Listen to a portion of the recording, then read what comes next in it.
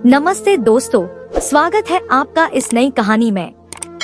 दोस्तों, हमारी आज की कहानी है उजड़ी दुनिया। दोस्तों, शादी के पूरे 7 साल बाद मुझे बच्चा पैदा हुआ था और खुशी के मारे मैं रो पड़ी थी। मेरे पति भी खुश थे, लेकिन जब मेरा बेटा 3 साल का हुआ तो मेरे पति उसे कमरे में लेकर चले गए। वह काफी देर से मेरे बेटे के साथ कमरे में अकेले थे। मैं दरवाजा बजा रही थी कि आप कमरे में क्या कर रहे हैं, लेकिन मेरे पति दरवाजा नहीं खोल रहे थे। और जब थोड़ी देर बाद दरवाजा खोला तो उनके हाथों में मेरे बच्चे का बेजान शरीर था। मैं चीखें मार मार कर रोई थी। मैंने कहा, बताइए क्या किया आपने मेरे बच्चे के साथ? और फिर जो हकीकत उन्होंने मुझे बताई उसे सुनकर मेरी आत्मा कांप उठी। दोस्तों, आगे की कहानी सुनने के लिए आपसे हमारी हाथ जोड़कर विनती है कि आप लोग कहानी को सुनकर हमारे चैनल को सब्सक्राइब करना भूल जाते हैं। कृपया सबसे पहले हमारे चैनल को सब्सक्राइब कर लें। दोस्तों, अलमीर मेरे पति का नाम था। मैं अलमीर के सामने नर्वस सी बैठी हुई थी। दिल अजीब सी हालत का शिकार था। मैंने 1000 बार मम्मी से कहा था कि मैं अलमीर से अकेले में मुलाकात नहीं करना चाहती। आप लोग जो मेरे लिए फैसला करेंगे मुझे मंजूर होगा। लेकिन अलमीर की इच्छा थी कि हम शादी से पहले कुछ मामलों को तय कर लें। इसीलिए हम दोनों रेस्टोरेंट में मिलने आए थे। उन्होंने कोने की टेबल बुक करवाई थी। हमारे आसपास कोई भी मौजूद नहीं था। अचानक ही उन्होंने मेरे हाथ पर अपना हाथ रखा। मेरे पूरे शरीर में कंपी दौड़ गई। मैं शर्माकर अपना हाथ झोली में रख चुकी थी। वह मुझे देखते हुए प्यार भरे लहजे में बोले, जैसा मैंने सोचा था, आप बिल्कुल ऐसी ही हैं। मैं आपसे शादी का इच्छुक हूँ। आपके साथ कोई जोर जबरदस्ती तो नहीं हो रही। उनके बोलने का अंदाज बहुत खूबसूरत था, जो मेरे दिल में घर कर गया था। मैं अलमीर की तरफ से थोड़ी परेशान थी, लेकिन मेरा दिल बिल्कुल संतुष्ट हो गया था। मैं उनकी ओर देखते हुए धीमे लहजे में बोली, जी नहीं, मैं राजी हूँ। मैं वैसे भी एक घरेलू लड़की थी। जो माँ बाप ने कह दिया वही मेरे लिए सब कुछ होता था। जबकि अलमीर एक मॉडर्न जमाने के लड़के थे। उन्हें हर चीज अपनी मर्जी से करनी थी। यह शादी तो हमारे माँ बाप की पसंद से हो रही थी, लेकिन इस पसंद में अलमीर का बराबर हिस्सा था। हमने बहुत अच्छा समय एक दूसरे के साथ बिताया और खाना खाकर घर की तरफ चले गए। मेरा तो बस नहीं चल रहा था। मैं उड़कर अपने घर पहुंच जाऊं और मम्मी को हर एक बात बताऊं। मेरी आदत में शुमार था कि मैं अपनी मम्मी से कुछ नहीं छुपाती थी। यही वजह थी कि मैंने घर आते ही उन्हें हर एक बात से आगाह किया था। उन्होंने भी खुशी का इजहार किया था। समय का पहिया घूमता जा रहा था और हमारी शादी अच्छे से हो गई थी। मैं हैरान थी कि अलमीर हर चीज में आगे थे। दूध पिलाई की रस्म के बीच उन्होंने मेरी बहनों के साथ बहुत शोर मचाया था, जबकि मेरे चेहरे पर एक खूबसूरत मुस्कान थी। वह मेरी फैमिली को अपनी फैमिली समझ रहे थे। यह लम्हा एक लड़की के लिए बहुत खूबसूरत होता है। रुखसती के वक्त मैं बहुत रोई थी, लेकिन उन्होंने मुझे मजबूत पकड़ में लिया था। दोस्तों, मेरे पूरे परिवार की तरफ देखते हुए बोले, किसी को रोने की जरूरत नहीं है। मैं अपनी बीवी का बहुत ख्याल रखूंगा, उसे अपने दिल की रानी बना के रखूंगा। यह कहते ही उन्होंने मुझे बाहों में उठा लिया था। मैं अपना रोना धोना भूलकर शर्म से मरी जा रही थी। वह मुझे सीधे गाड़ी में लाए थे और तुरंत घर की तरफ रवाना हो गए थे। वहाँ भी मेरा स्वागत बहुत शानदार तरीके से किया गया था। अलमीर एक रईस परिवार से थे। उनके पास दुनिया भर की दौलत थी। हम 2 महीने अलमीर के परिवार के साथ रहे थे, फिर अलमीर के अपार्टमेंट में शिफ्ट हो गए थे। वहाँ जाकर मैंने सुकून का सांस लिया था। किसी भी तरह की कोई रोक टोक नहीं थी। समय गुजरता जा रहा था और हमारी शादी को बहुत समय हो गया था। हर एक की जुबान पर बस एक ही शब्द होते थे, तुम्हारी औलाद नहीं हुई, समय बहुत हो गया है। लेकिन हम कुछ नहीं बोल पाते थे। चुपचाप मैं सिर झुका देती थी। अलमीर तो यह सब हंसकर सहन कर लेते थे, लेकिन मेरे लिए यह सब बहुत मुश्किल था। समय धीरे धीरे गुजरता जा रहा था और हमें दोनों को 6 साल हो गए थे। मैं उम्मीद छोड़ चुकी थी। मैं अब बहुत दुखी रहने लगी थी। मैं अलमेर के चेहरे पर कुछ खोजने की कोशिश करती कि कहीं वह मुझसे तंग तो नहीं आ गई, कहीं उन्होंने दूसरी जगह दिल तो नहीं लगा लिया। औरत और मर्द के रिश्ते को औलाद की कड़ी ही मजबूत करती है और वही जंजीर हमारे बीच नहीं जोड़ी थी। और अब तो तंग आकर कई बार मैंने अलमीर से कहा था कि आप दूसरी शादी कर लें, क्योंकि मुझे नहीं लगता कि मैं कभी माँ बन पाऊंगी। जिस भी डॉक्टर को दिखाती हूँ वह यही कहते थे कि आपके साथ या आपके पति के साथ कोई समस्या नहीं है, बस ऊपर की तरफ से देरी है। और हम दोनों पति पत्नी चुप हो जाते थे। लेकिन कहते हैं ना, हर वक्त एक सा नहीं रहता। अगर पति और पत्नी दोनों एक दूसरे का साथ दे तो हर मुश्किल आसान हो सकती है। समय का पहिया घूम चुका था और 7 साल कैसे गुजरे कुछ पता नहीं चल पाया था। 7 साल बाद अल्लाह ताला ने मुझे औलाद दी थी। मेरी खुशी छिपाए नहीं छिप रही थी। खुशी के मारे मेरी आंखों से लगातार आंसू बह रहे थे। मैं खुद नहीं जानती थी कि मेरे साथ ऐसा क्यों हो रहा है। मेरे पति ने जब मेरा बेटा मेरे गोद में डाला तो मेरी हिचकियां बंद गई थी। उन्होंने मुझे बहुत मुश्किल से संभाला था। हम दोनों ही अपने बेटे को एकटक देख रहे थे। वह देखने में बला का खूबसूरत था, सफेद रंगत, मुलायम त्वचा।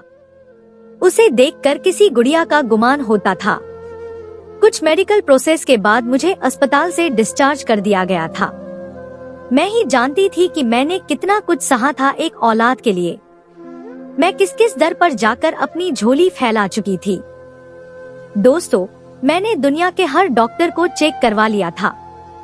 सबका कहना था कि यह अल्लाह की मर्जी है। अल्लाह की तरफ से मेरे पास हर चीज मौजूद थी, धन दौलत, पैसा, हर चीज। मेरे ऐश ऐश की जिंदगी बिता रहे थे, लेकिन हम दोनों के बीच एक कमी थी और वह औलाद की कमी थी। मेरे पति तो फिर भी शुक्र करते थे और यही कहते थे, जब अल्लाह को देना होगा तो वह हमें अता कर देगा। लेकिन मुझसे यह सहन नहीं होता था जब मैं अपनी नौकरानियों को उनके बच्चों के साथ खेलते देखती थी या अपने परिवार की लड़कियों को देखती थी जिनकी शादी मेरे साथ हुई थी, तो मेरा दिल रो पड़ता था। समय गुजरता जा रहा था और मेरी दुआएं 7 साल बाद रंग लाई थी। अल्लाह ने हमें एक बेटे से नवाजा था। मैंने सोच लिया था कि मैं अपने बेटे को कुरान हाफिज बनाऊंगी, उसे इस तरह से बड़ा करूंगी कि वह हमेशा गरीबों की मदद करे। मेरे पति भी ऐसे ही थे, नरम दिल, लोगों की मदद करने वाले। लेकिन मैं असल हकीकत से अनजान थी कि उनकी असलियत क्या है, मुझे कुछ नहीं पता था।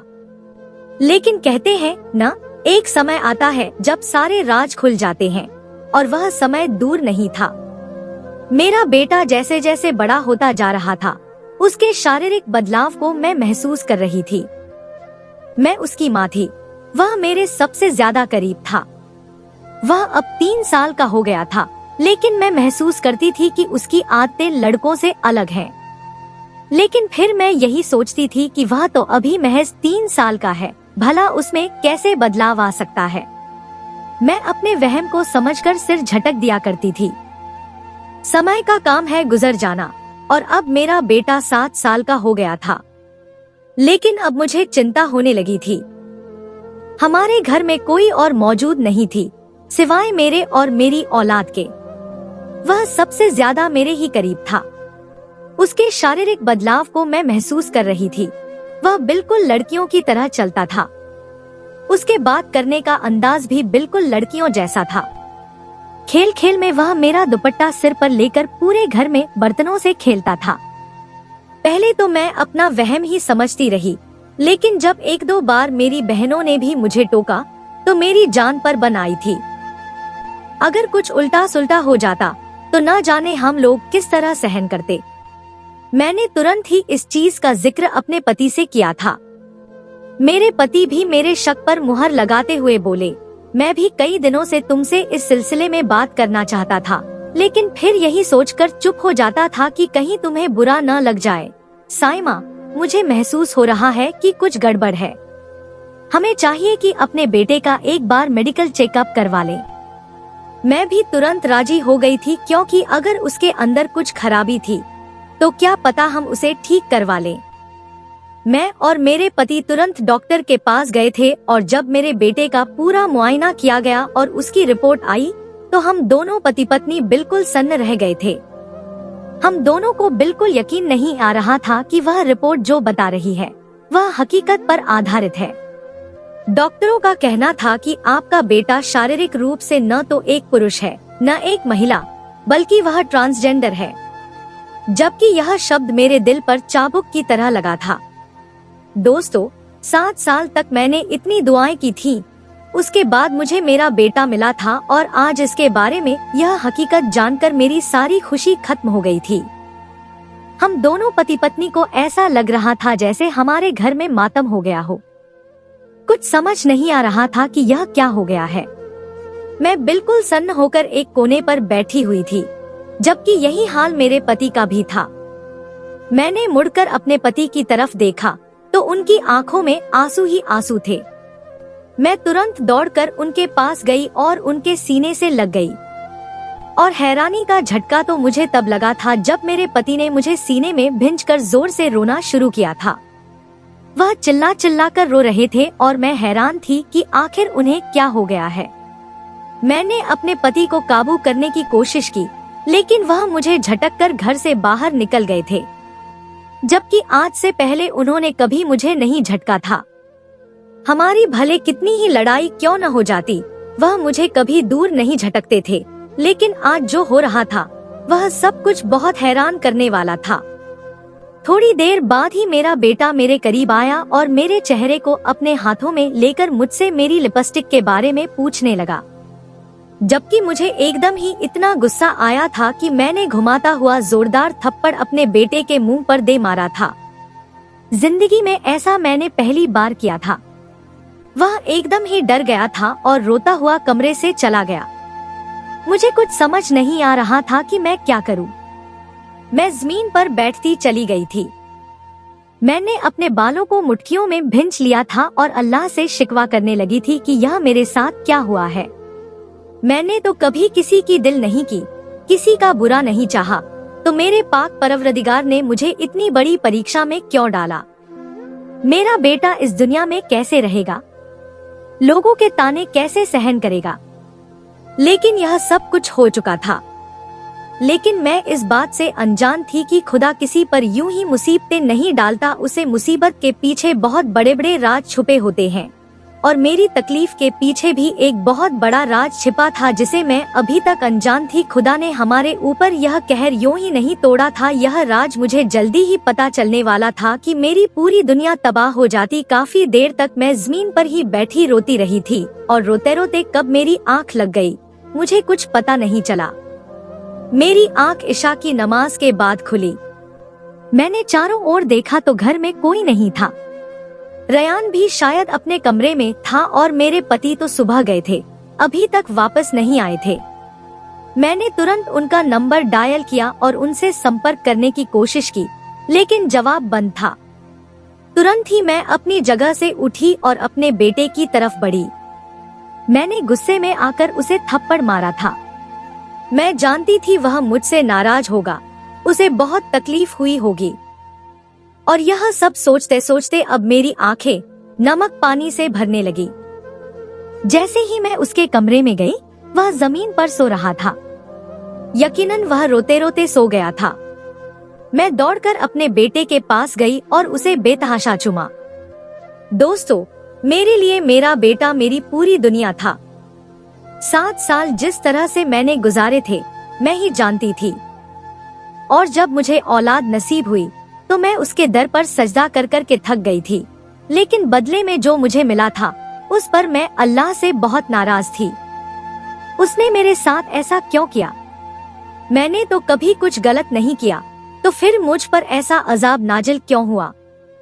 सारी रात गुजर गई थी, लेकिन मेरे पति घर वापस नहीं आए थे।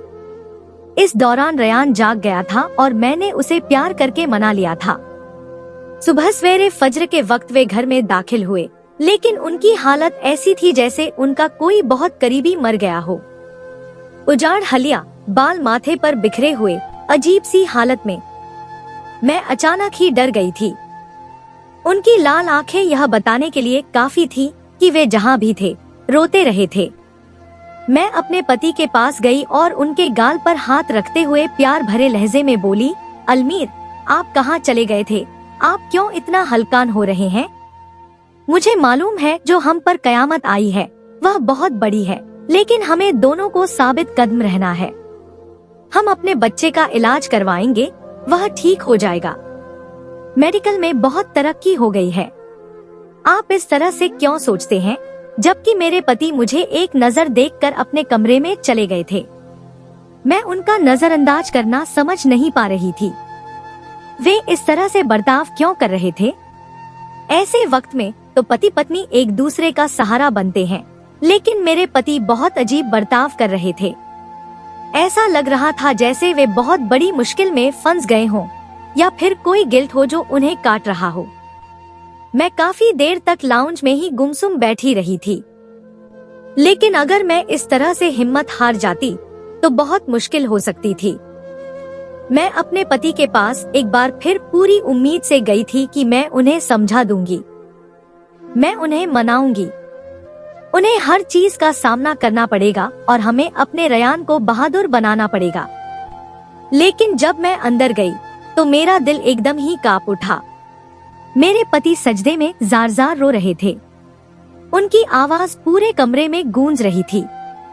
उनके रोने में इतनी शिद्दत थी कि मेरे आंसू भी बेवजह आंखों से बाहर निकल आए थे। मुझसे वहां और खड़ा नहीं हुआ गया और मैं कमरे से बाहर आ गई। किचन में खड़ी होकर काफी देर तक मैं रोती रही और उसके बाद सबके लिए नाश्ता बनाने लगी। थोड़ी देर बाद ही मुलाजिमाएं भी घर आ चुकी थी, जिसे मैंने वापस भेज दिया था। मैं जानती थी मेरे घर में क्या माहौल चल रहा है। अगर इन लोगों को जरा भी कोई खबर होती तो यह खबर आग की तरह फैल जाती। दोस्तों, मैं ऐसी कोई गलती नहीं करना चाहती थी जिससे बाद में हमें ही नुकसान पहुंचे।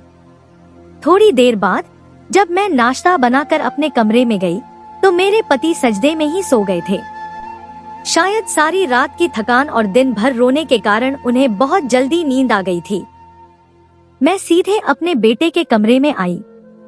वह अपने खिलौनों के साथ खेलने में मग्न था।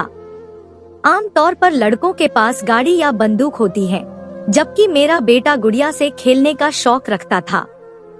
पहले तो मैं इस बात को समझ नहीं पाई थी कि वह ऐसा क्यों करता है, लेकिन अब सारी हकीकत मेरे सामने खुल गई थी। मुझे देखते ही मेरा बेटा कहने लगा, अम्मी, मैंने सोच लिया है कि मैं अपनी गुड़िया की शादी इस गड्ढे से हरगिज नहीं करूँगा। यह मेरी गुड़िया को तंग करता है। मेरी आंखों में आंसू आ गए। मैं अपने बेटे को इन चीजों से कैसे दूर करूं? अचानक मुझे गुस्सा आ गया और मैंने उसके सभी गुड्डे गुड़िया उठाए और डस्टबिन में फेंक दिए। उसकी तरफ देखते हुए गुस्से से बोली, खबरदार, अगर तुमने अब इन सब को हाथ लगाया, लड़के इन सब चीजों से नहीं खेलते। तुम अब से गाड़ी और बंदूक से खेलोगे। जबकि वह मुझसे नाराज होकर मुंह मोड़ चुका था। मैंने बेप्सी से आंखें बंद की। मैं क्या करूं? मैं थक रही थी। मैं किस किस को संभालती? मैं भी तो एक औरत थी। मुझे भी तकलीफ हो रही थी, लेकिन कोई भी मेरी तकलीफ को नहीं समझ रहा था। मैंने जबरदस्ती रयान को नाश्ता करवाया और अपने कमरे में आ गई। मेरे पति अभी तक वहीं सो रहे थे। मैंने उन्हें जगाया तो वे हड़बड़ाकर उठे और अचानक बोले, कहाँ है मेरा रयान? वह कहीं गया तो नहीं है। मैं उसे कहीं नहीं जाने दूंगा।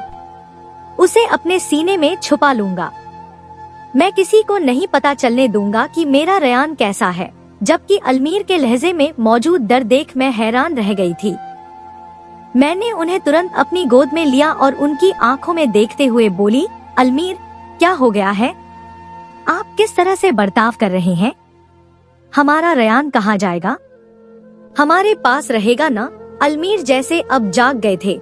उन्होंने अचानक मुझे झटका दिया और बाथरूम में बंद हो गए।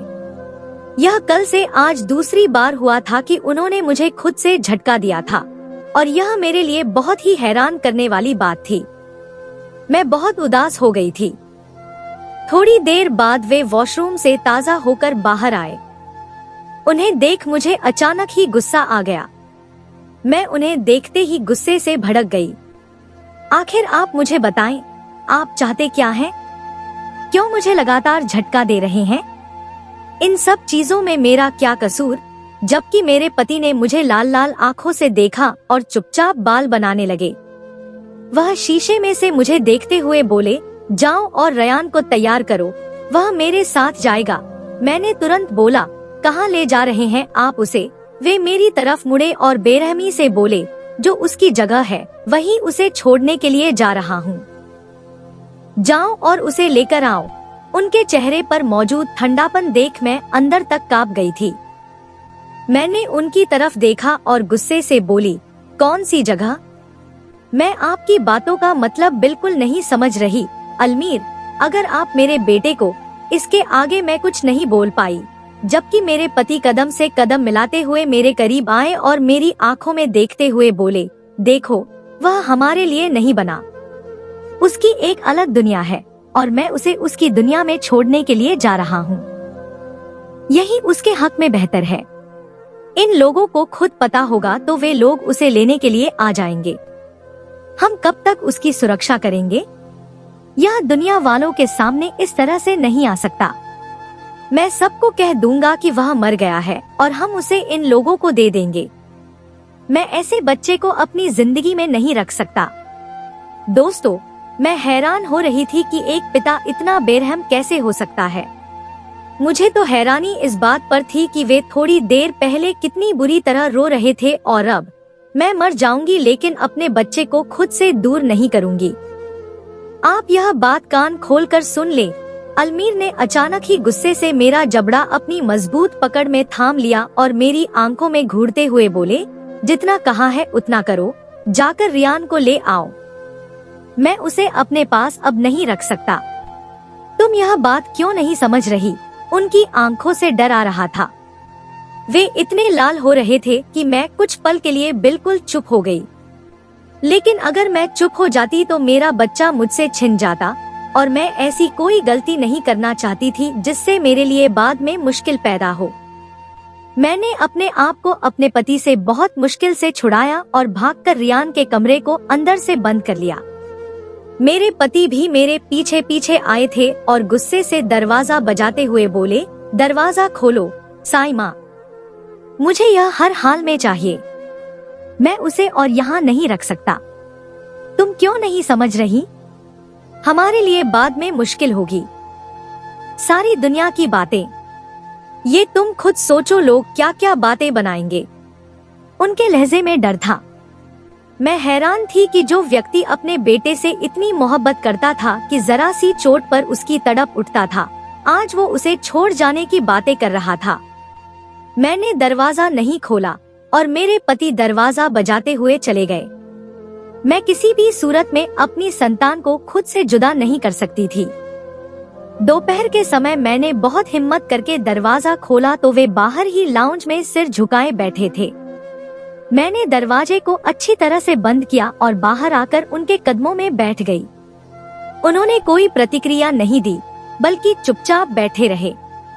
मैंने उनके घुटने पर हाथ रखा और विनम्रता से कहा, आप क्यों हमारे बेटे को हमसे जुदा करना चाहते हैं? आप ऐसा क्यों कर रहे हैं? उन्होंने एक निगाह मुझ पर डाली और मेरा हाथ पकड़कर अपने साथ ले चल पड़े। मैंने उनसे पूछा कि हम कहाँ जा रहे हैं, लेकिन उन्होंने कोई जवाब नहीं दिया। मुझे नहीं पता था मेरे पति मुझे कहाँ ले जा रहे हैं। थोड़ी दूरी तय करने के बाद वे मुझे कब्रिस्तान ले आए थे। मेरा दिल अचानक डर से कांप उठा। मुझे नहीं पता था कि वे मुझे यहाँ क्यों ले आए हैं। मैंने उनसे पूछा भी लेकिन उन्होंने कोई जवाब नहीं दिया। वे मुझे एक कब्र पर ले आए और इशारे से कुछ बताने लगे। दोस्तों, मैं कुछ कहती इससे पहले वे उस कब्र को पकड़कर जोर से रोने लगे। मुझे बिल्कुल नहीं पता था कि यह कब्र किसकी है। तख्ती पर नूर बानो लिखा हुआ था, जबकि नीचे मेरे पति का नाम भी दर्ज था। एक पल के लिए मेरा दिल कांप गया। मैंने अपने पति के कंधे पर हाथ रखा और उनसे पूछा कि यह सब कुछ क्या है। जो बात उन्होंने बताई वह मेरे अस्तित्व को झंझोड़ गई। उन्होंने कहा, मेरी माँ ने इस औरत से मेरी शादी कराई थी। यह औरत बहुत गरीब घराने से थी। मैं उसके साथ बिल्कुल खुश नहीं था। मेरा एक मानना था, मेरे क्लास में यह मेरे साथ आगे नहीं चल सकती थी। मैंने अपनी माँ को साफ कह दिया था कि मैं इस औरत के साथ जिंदगी नहीं गुजार सकता। हाँ, मैं इसे अपनी बिस्तर की जीनत बना सकता हूँ, लेकिन यह मेरे साथ पत्नी के रूप में लोगों के सामने नहीं आ सकती। मेरी माँ ने साफ कह दिया था कि उसे कोई फर्क नहीं पड़ता। मेरी माँ का कहना था कि इस औरत को तुम्हारे पिता ने तुम्हारे लिए चुना था, उनकी आखिरी इच्छा समझकर इससे शादी कर लो। मैंने भी अपने पिता की आखिरी इच्छा को ध्यान में रखते हुए इससे शादी कर ली थी। मैं सबको इसे छुपा कर रखता था। मैं रोज इसे इस बात का एहसास दिलाता था कि वह कितनी कमतर है और मैं कितना बेहतर। मुझे नूर बानो से नफरत थी। वह मेरी जिंदगी में जबरदस्ती थोपी गई थी। मेरे पापा की दोस्त की बेटी थी। पापा ने अपने गरीब दोस्त के सर का बोझ हल्का किया था और इस बोझ को मेरे सर पर ला दिया था। अगर वह लड़की मेरी जिंदगी में ना आई होती तो अपनी पसंद की अपने स्टैंडर्ड की लड़की से शादी करता, मगर उसे लड़की ने मेरी जिंदगी में आकर मेरी जिंदगी की खुशियों को खत्म कर दिया था। मैं हर रात इसे इतनी तकलीफ देता था कि यह दर्द से मरने वाली होती थी। सुबह अगर यह देर से उठती थी तो मैं इसे मारता था कि इसका शरीर खून खून हो जाता था, लेकिन वह लड़की मेरे सामने अफ नहीं करती थी। मैं जानता था कि मैं गलत कर रहा हूँ। कभी कभी मेरा जमीर भी मुझे शर्मिंदा भी करता था, लेकिन मैं बेबस था। मुझे इसे यातना देकर बहुत सुकून मिलता था। हमारी शादी के 6 महीने बाद ही वह गर्भवती हो गई थी। मैं इसकी कोख से कोई संतान नहीं चाहता था। मैं गरीब औरत को अपनाना ही नहीं चाहता था। मैं जबरदस्ती उसे डॉक्टर के पास लेकर गया। वह रात मुझे याद है, वह मेरे पाँव में गिर पड़ी थी, मुझे हाथ जोड़ जोड़ कर विनती कर रही थी, मुझे खुद का वास्ता दे रही थी कि अलमीर, मैं तुम्हारे सारे जुल्मों सितम सहती रहूंगी, मगर मेरे बच्चे को मुझे मत छीना। मेरा बच्चा मेरे जीने की उम्मीद होगा, मैं इसके सहारे जी लूंगी। तुम चाहो तो दूसरी शादी भी कर लेना, लेकिन मुझे मेरे बच्चे से जुदा मत करो। लेकिन मैंने उसकी एक नहीं सुनी थी। उसे जबरदस्ती डॉक्टर के पास ले गया। मैं यह बच्चा नहीं चाहता था, लेकिन डॉक्टर ने कहा था कि अगर हम गर्भपात कराते हैं तो यह मर जाएगी। पहले तो मेरे दिल में यही ख्याल आया कि हम ऐसा कर लेते हैं। मैं डॉक्टर से कहा, मुझे कोई फर्क नहीं पड़ता, आप अबॉर्शन करें। डॉक्टर मुझे हैरत से देख रही थी। कहने लगी, आप पागल हो गए हैं, जानबूझकर 2 जान के पीछे पड़े हैं। मजबूरन मैं उसे घर ले आया, लेकिन शायद अल्लाह को यह चीज मंजूर नहीं थी। दोस्तों, कुछ महीनों बाद अल्लाह ने मुझे एक बेटा दिया था, लेकिन वह बेटा मेरे रियान जैसा ही था। यह सुनकर मुझे बहुत धक्का लगा था। मैं चुपचाप उनकी हर बात सुन रही थी। उन्होंने आगे कहा, जब वह बच्चा मेरे हाथ में आया तो डॉक्टर ने उसके पैदा होते ही मुझे उसके बारे में बता दिया था। मुझे बहुत गुस्सा आया था।